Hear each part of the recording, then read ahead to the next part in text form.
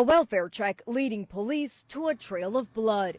3 law enforcement sources familiar with the investigation say officers sent a check on residents at this Los Angeles home found blood and then broke in through a glass door on Monday afternoon, discovering a man and a woman dead inside. NBC News confirms the victims are American Idol music supervisor Robin Kay and her husband Thomas DeLuca, both aged 70.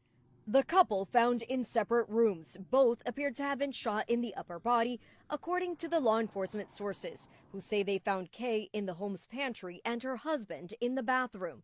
Police were called to that same house last Thursday after reports of a prowler. My renter saw somebody hopping the fence, but that was back on Thursday. She called 911, but we didn't hear anything since then.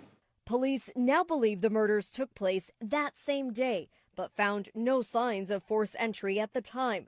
The investigation later revealed the suspect entered the home through an unlocked door. And the 22-year-old man is in custody tonight. Those charges are pending. American Idol saying Kay was loved and respected and will forever be in their hearts. Yeah, so just to back up, on yesterday, July 14th, 2025, at approximately 2:30 p.m., West Valley Patrol officers received a radio call for a welfare check at the 5700 block of White Oak Avenue. They were met by the person reporting, who's a friend of the victim. The person reporting had not heard from the residents here for several days. She was worried. She happened to have a key code to the vehicle gate behind me, so she gave officers access to the residence. When they were in the yard of the residence, they observed some signs of trouble. They then breached one of the glass windows, went inside the residence where they found both of the victims deceased who had suffered from multiple gunshot wounds. Operations Valley Bureau Homicide was called and responded to the scene. Through our investigation, it was revealed that there was a previous radio call back on Thursday, July 10th, 2025, at approximately 4 p.m. These 2 radio calls dealt with an individual jumping the fence onto the property, a burglary suspect there now. Officers did arrive at scene. They conducted an investigation. They were unable to make entry onto the property due to it being highly fortified. However, they did do a flyover with the airship. There were no signs of forced entry or trouble at that time. They cleared from scene. However, upon further inspection on surveillance video, homicide investigators discovered that the suspect had managed to scale over one of the fences, gain access to the residence, and he entered and unlocked or unsecured door of the residence. And he was there for approximately a half an hour. When the homeowners returned back to their residence, a violent struggle ensued between them and the suspect who was already inside their home, which resulted in the victims tragically losing their life. We identified the suspect as Raymond Budarian, a 22-year-old out of the Encino area. We identified him using the surveillance video here at the residence, as well as some other forensic evidence at scene.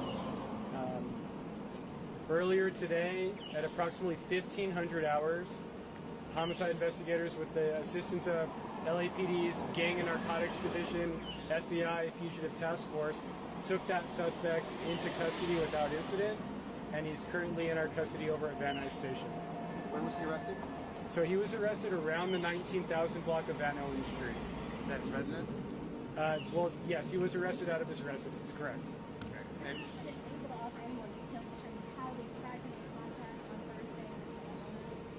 yeah, at this time, that's all the information I have.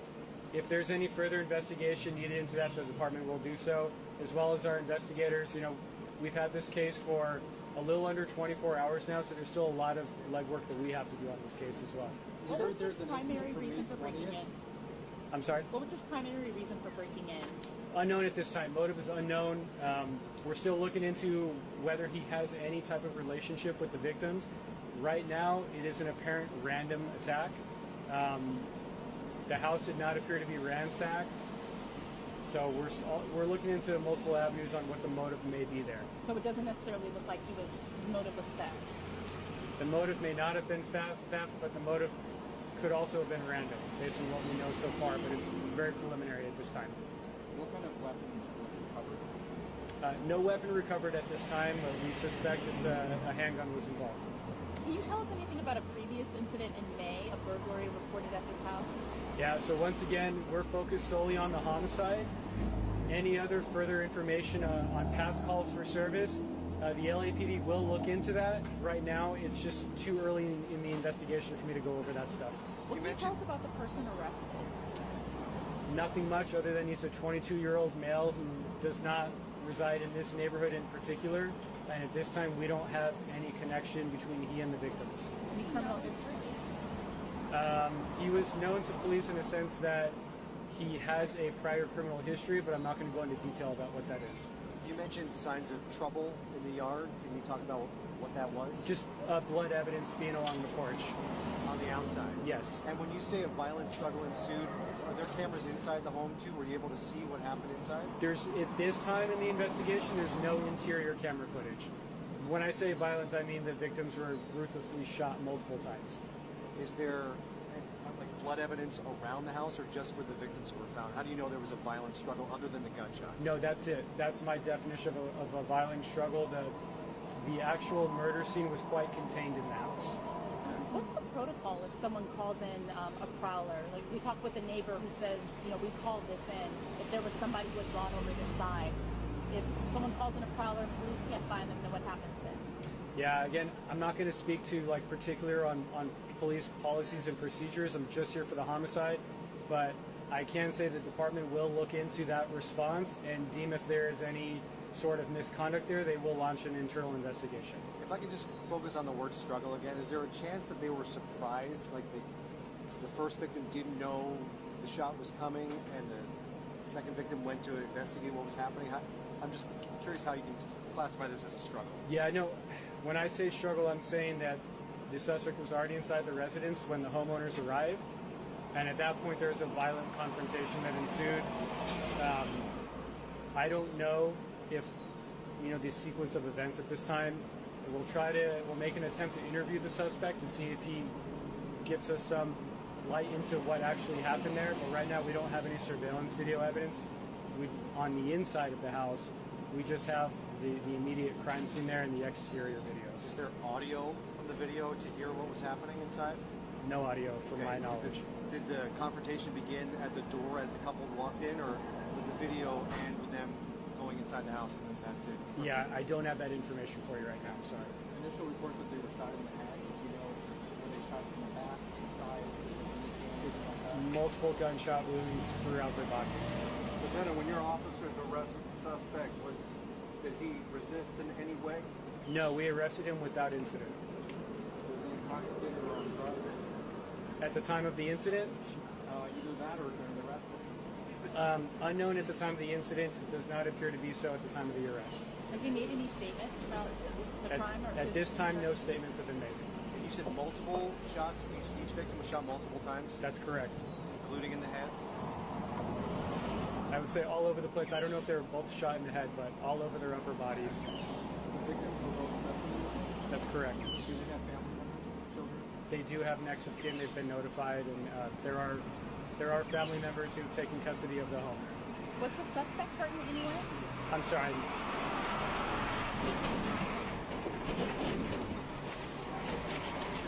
Was the suspect hurt in any way? Is there any indication that they were able to fight back or anything like that? He does not appear to be injured, and again, he was taken into custody without incident. But unless we get a statement from him, we'll still try to figure that information out. But he does not appear to be injured. Are you able to get into how he was identified using the video evidence, the program that was utilized? Yeah, it was all video surveillance and some forensic evidence that we had expedited. That's how we were able to identify him. So if you can see the residence, there's a lot of exterior surveillance cameras, very good quality cameras. And it was matched up. So was it to facial like recognition? Yeah, like a mugshot? That's some of the techniques we use to identify people based off surveillance video. Yes. Lieutenant, when he left, did he jump over the same wall or did he walk out through the gate? How did he? He jumped over the same wall. Was it in the front here? Yes. Earlier today, there were canines from the sheriff's department. We understand that those were gun dogs. Were they looking for a weapon? We were looking for a weapon, that's correct. So the weapon at this point hasn't been recovered? At this time, we do not have the weapon in our custody.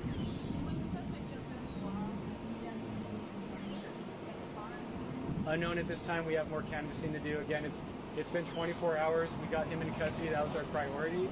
And now that he's in custody, we're going to continue to canvass, talk to witnesses, and look for other surveillance video to see in which direction he did flee, whether that's on foot or in a vehicle. And not believed to be part of a larger organization, burglary ring or anything like that? It does not appear to be so. Again, prelim info only, but for right now, he doesn't appear to be a part of any type of burglary ring. Are you aware of any details from the arrest? Did he kind of give up? Did he say anything? No spontaneous statements were made. Yeah, Raymond, R-A-Y-M-O-N-D,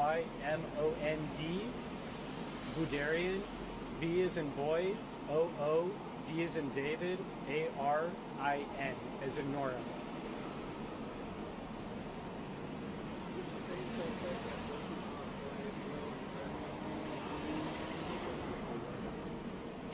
So this is the suspect from July 10th. Yes. Thank you so much. Thank you. The LAPD has confirmed an arrest in the murder of an American Idol music supervisor and her husband in Encino. And police announcing they do believe this was a random attack. The 22-year-old Encino suspect shot the couple multiple times inside their upscale home. KTLA's Gene Kang live in Encino. He has the very latest details and now some reaction. Gene? Hi there. We are learning so much more. LAPD detectives say they arrested 22-year-old Raymond Budarian at his home in Encino. Apparently, he did not know the victims.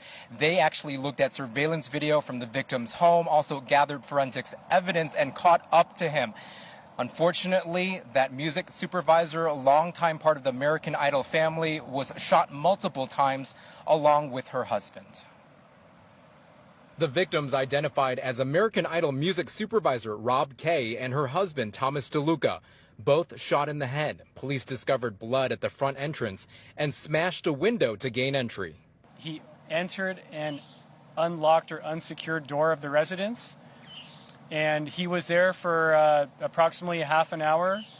When the homeowners returned back to their residence, a violent struggle ensued between them and the suspect, who was already inside their home, which resulted in the victims tragically losing their life. I'm shocked somebody killed somebody. LA County Sheriff's canine units at the scene, detectives trimming back the shrub around security cameras. LAPD revealed chilling details. Police were called to a welfare check to the upscale $5 million home around 2:30 Monday afternoon.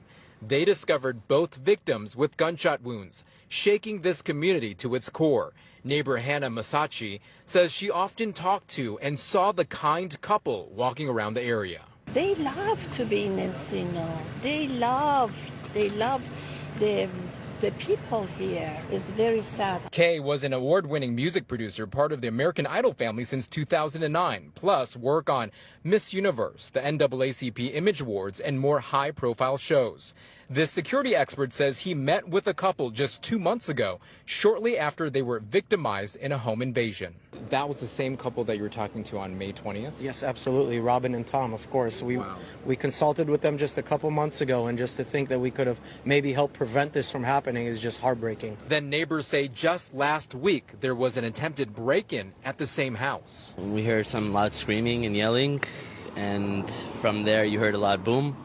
Didn't sound like a gunshot necessarily, but it was pretty loud and scary. My renter saw somebody hopping the fence, but that was back on Thursday. She called 911. An American Idol spokesperson says, quote, "We are devastated to hear of Robin and her dear husband Tom's passing. Robin has been a cornerstone of the Idol family since 2009 and was truly loved and respected by all who came in contact with her. Robin will remain in our hearts forever, and we share our deepest sympathy with her family and friends during this difficult time." Such a tragic story. One resident tells us that the couple was so afraid after a break-in in their home last Thursday that they started handing out warning flyers to neighbors. Reporting here in Encino, Gene Kang, KTLA 5 News. Gene, thanks for the update. Sky